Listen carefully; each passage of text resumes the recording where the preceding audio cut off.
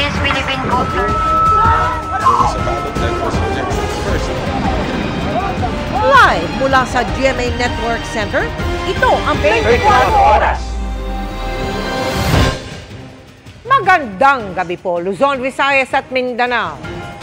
Dismayado sa kanilang inabutan ng mga bombero sa Maynila na rumisponde sa inakalang insidente ng sunog. Ang nakita kasi nila online na larawan ng nagliliyab na truck, abay, hindi naman nasusunog. Yun pala edited o ginamitan lang ito ng artificial intelligence para pagmukhaing totoo. Babala po, may parusa sa ilalim ng batas ang nagpapakalat ng maling impormasyon ukol sa sunog. Nakatutok si Jomera Presto. Sa timbre mula sa social media, rumesponde ang ilang bombero sa nasusunog umanong truck sa Parola sa Maynila base sa larawang ito. Ilang truck ng bombero ang nagmadaling magpunta sa lugar. Pero pagdating doon, hindi naman pala nasusunog ang truck na nasa larawan. Dito na nadiskubreng ang larawan ng nagliliyab na truck, peke pala. Hinanap namin at nakita naman namin yung truck na buo naman. Ang AI, pala mo, parang totoo na talaga eh. Ayon sa hepe ng Recto Volunteers na si Samuel Felix, isang follower nila online ang nagsend ng picture sa kanilang group chat. Sabi pa ni Phoenix, bukod sa abala, delikado ang pagpapakalat ng maling impormasyon lalo na sa mga emergency. Siyempre, nagmamadali kami. Either na makasagi kami o ano. Siyempre, tumatakbo kami sa sunog. No? Tapos pagdating ng fake news pala, mga ganun, mapanagot. Kasi hindi biro yung mga ginagawa nilang ganun. Ayon naman sa barangay na nakakasakop sa lugar, wala silang ideya kung residente ba nila ang nagpakalat ng maling impormasyon. Mayroon din daw silang mga sariling truck ng bumbero na unang re-responde kung sakaling totoo ang sunog. Karamihan kasing ganyan sa insidente, yung mga nagkakalat na parang anonymous. Very alarming po yung nangyayari, no? Masama po yan, baka mamaya mayroon nagkaroon ng insidente na ganyan, wala pong responde na bumbero, no? Dahil sa fake news na yan na nangyayari na ganyan. Sa ilalim ng RA 9514 ang Revised Fire Code of the Philippines of 2008, maaaring magmulta ng 50,000 pesos ang sino mang mapatutunayang nagpapakalat ng maling impormasyon kaugnay sa sunog. Pwede rin silang masampahan ng reklamong unjust vexation sa ilalim ng Revised Penal Code. Para sa GMA Integrated News, Jomer Apresto, nakatutok 24 oras.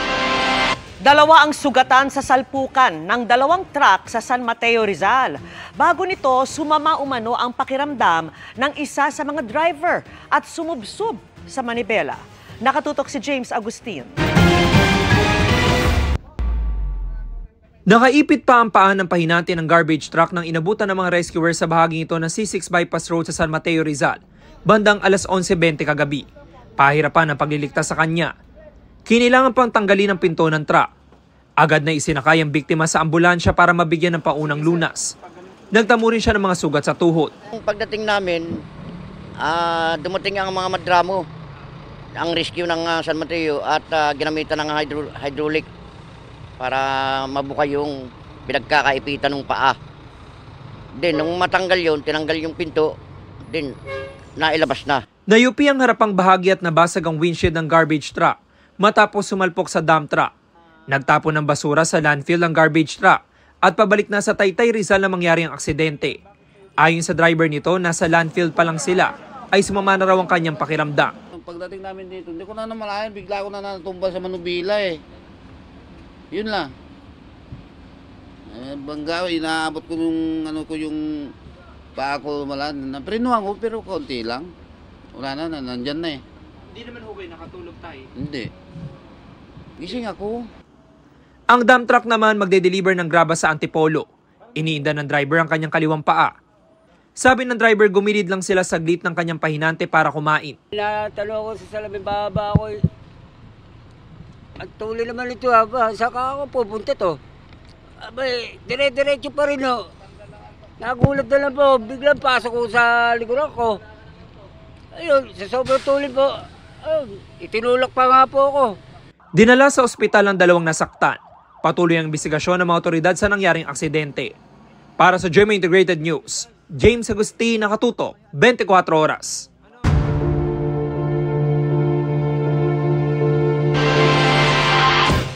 Binigyan ng kamera ng 1 linggo ang DPWH para repasuhin ang inihinging budget para sa susunod na taon. Sa gitna ng talakayan, inilahad ni Secretary Vince Dizon na walang master plan ang mga pinopondohang flood control project.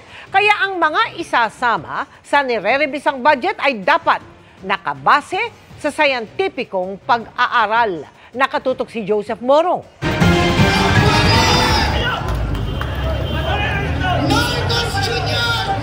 Sa pamamato na uwi ang kilos protesta sa labas ng batasang pambansa ng mga ralistang nananawagang panagutin ang mga nangurakot umano sa pondo ng bayan. Sa gitna yan ng anomalya sa mga flood control projects.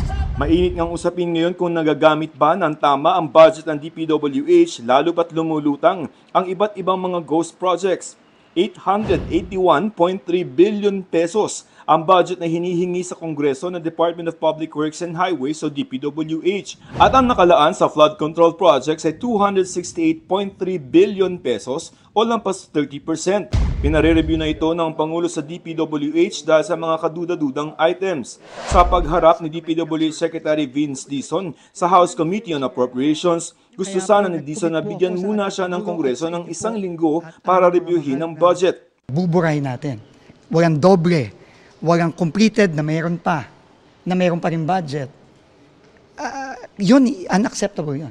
Pero itinuloy na rin ng komite ang pagdinig at sa halip ay tinanong na lamang ang DPWH kung paano nga ba ang ginagawa nitong pagbabudget. Halimbawa, sa flood control projects. Bakit raw yung mga hindi naman binabahang lugar may malalaking budget? Tinapat na ni Dizon ang mga mamabatas. Kadepende ba ito sa need? Baka naman sa laki ng kickback. To be quite honest, I don't think there is a master plan or there is a basis. So it's quite arbitrary, Madam Chair. Bukod dito, pinuna ng ilang mamabatas sa mga double entry sa budget ng National Expenditure Program o yung budget na binuo ng ehekutibo. Aabot daw ang double entry sa halos 1 bilyong piso. Yung initial na paghahanap namin, totaling 939 million pesos na to. So almost 1 billion yan, hindi rin to biro, ano? Ang explanation po sa akin ngayon, no, halimbawa, may isang ilog. Mukha pong kaya 3 kasi yung kunyari, ang gagawin pong flood control, halimbawa, 100 metro, halimbawa. No? Mukha pong naka-chop-chop into either phases or segments. Dahil nga po merong limit sa district, meaning above 150 million, yan po ay above na po ng distrito at yan po ay aakyat na sa region. So, tingin ko po yon. Para maiwasan ito, hiling ni Appropriations Committee Chairperson Michael Swansing, ang dapat lamang pondohan ay yung mga talaga namang bahain na mga lugar. Dalawa po yung criteria natin. 1, dapat po red siya, tagged as a red zone in Project NOAA. And second po, hihingan po natin ng Regional Flood Mitigation Plan. Ayon kay Secretary Dizon, ang posible nilang gawin sa kanilang nire-revisang budget ay lagyan lamang ng mga flood control projects yung mga flood-prone na mga lugar at dapat nakabase yan sa scientificong pag-aaral. Yung science credible. No, hindi yan hindi yan hula-hula. Makakalbo yung mga district projects. Marami namang nung nakaraan Kakayangan doon, marami naman nung nakaraan na mga project na ongoing pa Maglalabas din daw ang DPWH ng department order para formal nang sabihan ang mga lokal na pamahalaan tungkol sa mga proyekto ng DPWH. Punto kasi ng ilang kongresista, nagugulat sila na may proyekto na pala ang DPWH sa kanilang lugar. Bagay na sinang-ayunan ng Metro Manila Council o organisasyon ng lahat ng mayor sa Metro Manila. Dapat merong approval po ng mga LGUs ang mga isasagawang national government projects dahil marami po sa mga lumalabas sa investigasyon ay bigla na lang pong nagsisimula ang DPWH, hindi po nakikipag-ugnayan sa mga LGUs, bigla na lang naghuhukay. Ang mga LGUs, mas alam po namin saan ba namin mas kailangan ng pumping station, saan namin mas kailangan ng slow protection, saan namin mas kailangan ng drainage improvements. Binigyan ng Kongreso ang DPWH ng hanggang September 12 para isumite ang kanilang revised budget. Babala naman ng Senado kung hindi maayos ng DPWH ang kanilang budget, ay ilalagay na lamang nila ang nasa 270 billion pesos na budget para sa flood control projects sa edukasyon. Para mabuo na yung 4% GDP sa education. Pero kung maayos naman, justified na, mayroon ng feasibility study, may detailed engineering na, wala na yung mga duplications, then potentially yung budget nila pwedeng ma-retain. No? So it really depends kung ano yung i-resubmit nila sa Senado, Kongreso at Senado. Kami po, aayusin po namin itong existing budget proposal. Pero ang ultimate pong magdidesisyon kung anong gagawin sa budget ay ang Kongreso. Dahil sila po ang may authority at may poder na. Para sa GMA Integrated News, Joseph Morong, nakatutok 24 oras. Mahigit 100 milyong piso ang halaga pero madaling nasira ng isang bagyo ang isang proyekto kontra baha sa OAS Albay. Pino na rin kung bakit nitong Agosto lamang sinimulan ang repair kahit noong Oktubre pa ito napinsala. Nakatutok si Mark Salazar. Natunto namin ang project marker na ito sa gilid ng Calacran River sa Barangay Saban, OAS Albay. Ang flood mitigation project na ito ay isa sa mga nakalista sa Sumbong sa Pangulo website. Nakasaad sa website na kumpleto na ang proyekto Pebrero ngayong taon. Pero ganito ang aming dinatnan. Nandito ako sa ibabaw ng Calacran River sa OAS Albay, kung saan sinubok ang isang importanteng flood control project kung kaya bang proteksyonan ng mga tao laban sa baha. Pero October 2024, sa hagupit ng Bagyong Christine, gumuho ang malaking parte ng malaking riprap sa ilog na ito. Hindi na proteksyonan ng mga tao laban sa malawakang pagbaha noong panahong iyon. Oktubre nung isang taon nang pagguhuin ng Bagyong Christine na ang malaking bahagi ng riprap nito.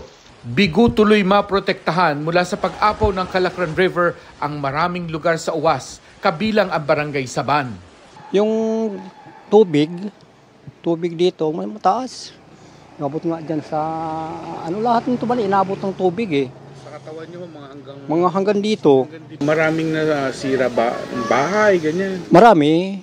Kasi yung mga nandyan sa sityo, yung mga bahay nila, gawa sa light materials. Kaya yun ang inuuna ko, na mailikas. Akalaan niya nila sapat ng proteksyon ang riprap? Mahalaga kasi yun ang proteksyon ng mga tao ko rito pagdating ng kalamidad, lalo sa baha. Base sa kontrata sa proyekto na nakuha namin sa DPWH website, ang Richmar Construction ang kontraktor ng proyekto na nagkakahalaga ng halos 140 million pesos. Pero ang ganito kamahal na proyekto, bakit nga ba bumigay agad?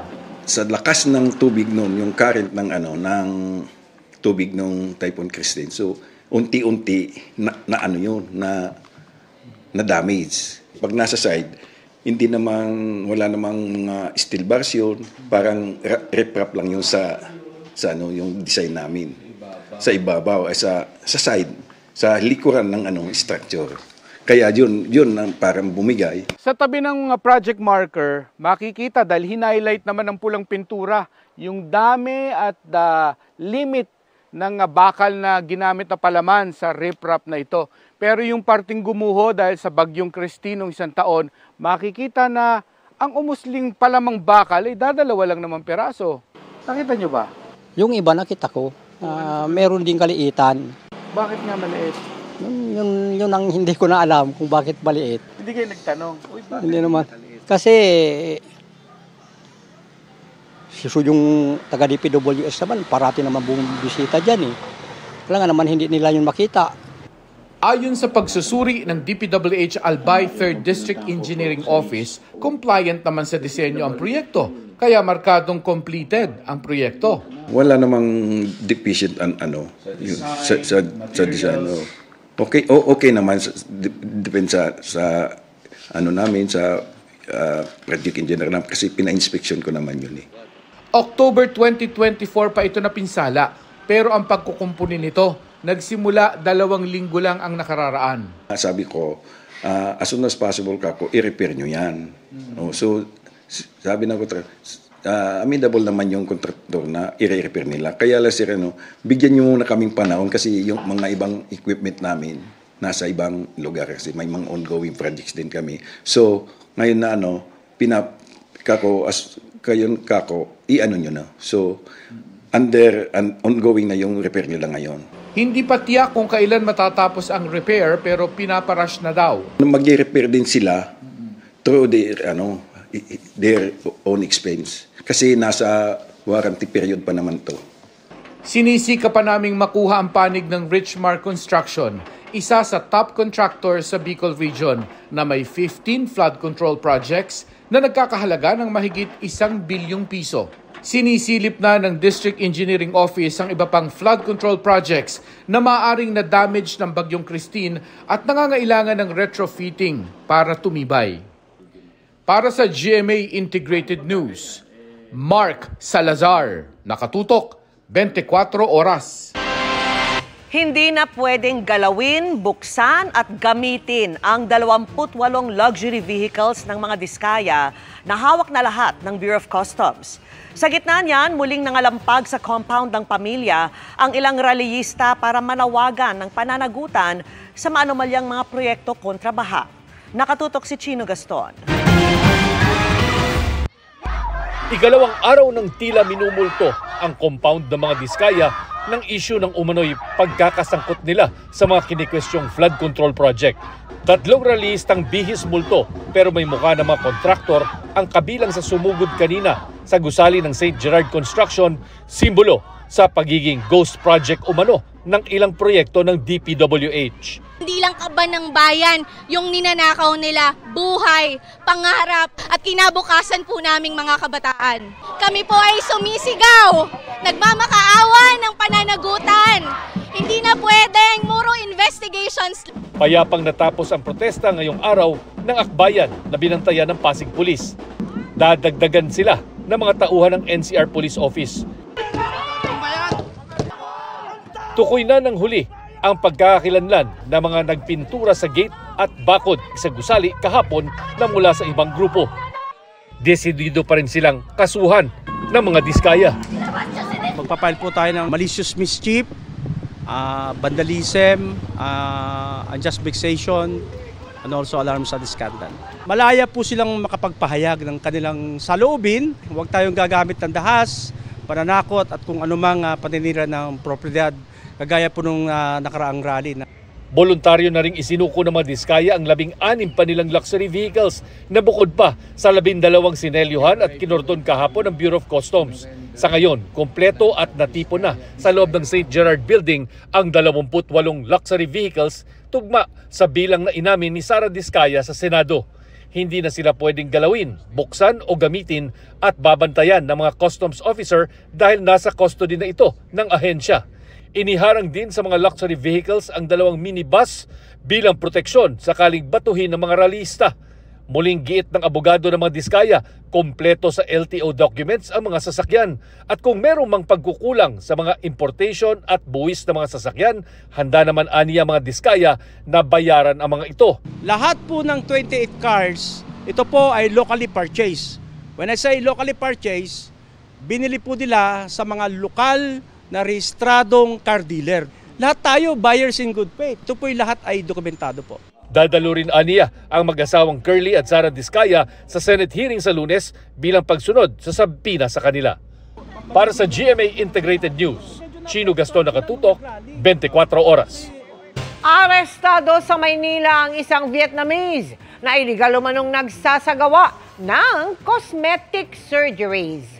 Ang suspect nagbebenta rin umano ng mga gamot na hindi rehistrado sa Pilipinas. Nakatutok si John Consulta. Exclusive! Pagkakuha ng senya sa kanilang undercover, pumasok ang mga tauhan ng NBI Dangerous Drugs Division sa isang klinik sa Mabini, Maynila noong Lunes.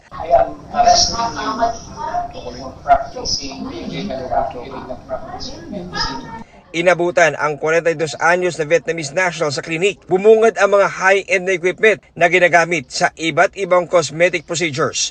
Ayon sa NBI, nag-ugat ang kanilang operasyon sa sumbong na kanilang natanggap. May na-receive kasi tayong reklamo, a complaint from a doctor claiming that may mga Vietnamese na nagpa-practice ng medicine dito sa atin. Basically, cosmetic surgery. Merong mga nagrereklamo na hindi maayos yung nagawang surgery. Sabi ng NBI, bukod sa pagkasagawa ng cosmetic surgeries tulad ng pagpapatangos ng ilong at pag-i-inject ng Botox, nagbebenta rin daw ang dayuhan ng gamot na hindi rehistrado sa Pilipinas. Yung Pagka-practice kasi ng medicine, naka-reserve yan para sa mga Pilipino. That's a practice of profession. Limited yan sa mga doktor natin dito, no, who pass the board exams. And they have license for that. So the danger is, if these people are not qualified to perform those kind of operation, procedures, no, there's a danger na yung tao ay mamatay, or that's the worst thing that can happen, or masira yung kanilang whatever, yung kanilang Naharap sa patong-patong na reklamo ang dayuhan na todo tanggi sa akusasyon. They're saying that you're a doctor. Is it true? Who? You, doctor? No. Operate? No. You don't operate? You're just what? Translate. You just translate? Yes. You're a translator? Translate from him. Pumili ng mga licensed na physician natin, yung mga surgeon talaga, that nag-aral para dito, no? Because the danger is yung procedure na you want na result ay hindi mo makuha, or worse, you end up, no, suffering from that kind of procedure. Para sa GMA Integrated News, John Consulta, nakatutok 24 oras. Happy Friday, chikahan mga kapuso! Mixed emotion si Kapuso Primetime King Dingdong Dantes sa kanyang pabalik bilang host ng The Voice Kids. Bukod kasi sa inspirasyong hatid ng new breed of talents, di rin daw maiiwasan ni Dong na masaktan pag may natatanggal sa kompetisyon. Makichika kay Nelson Canlas. Balik The Voice franchise si Dingdong Dantes, but in its little spin-off, ang The Voice Kids, featuring aspiring singers from ages 7 to 12. On his second year sa franchise, mas ready na kaya siya sa panibagong emotional roller coaster kung saan nakataya ang pangarap ng mga bata? Parang mahirap turuan ang damdamin na maging pusong bato. Every time we let go of some, siyempre masakit. But every time we discover new talent, it's so refreshing, it's so inspiring. And it's always a mix of these emotions. Still close to home pa rin ang version na ito. Kung sa The Voice Generations, friends and family ang involved. Dito relate pa rin si Dong as a dad. Bilang magulang, may certain level of understanding ka na, di ba, ng mga bata. 7 to 12, mga ganun. So, within the range ng daughter ko. So, yung daughter ko, mahilig din kumanta. So, lahat ng mga napapanood ko sa kanila, sa bawat galaw nila naaalala ko talaga yung sarili kong anak, di ba? Kaya this September 14, Sunday, 7:15 p.m., prepare to embrace honest emotions like a kid. Mula sa heartwarming moments, surprises, at ang kulitan ni Nadong at coaches with our singers. Nakikita natin yung iba't ibang klaseng emosyon, napapanood natin yung iba't ibang klaseng kagalingan ng mga bata. It is always a treat, di ba? Being on the stage of The Voice Kids. Dito lang yan sa GMA. Nelson Canlas, updated sa Showbiz Happening.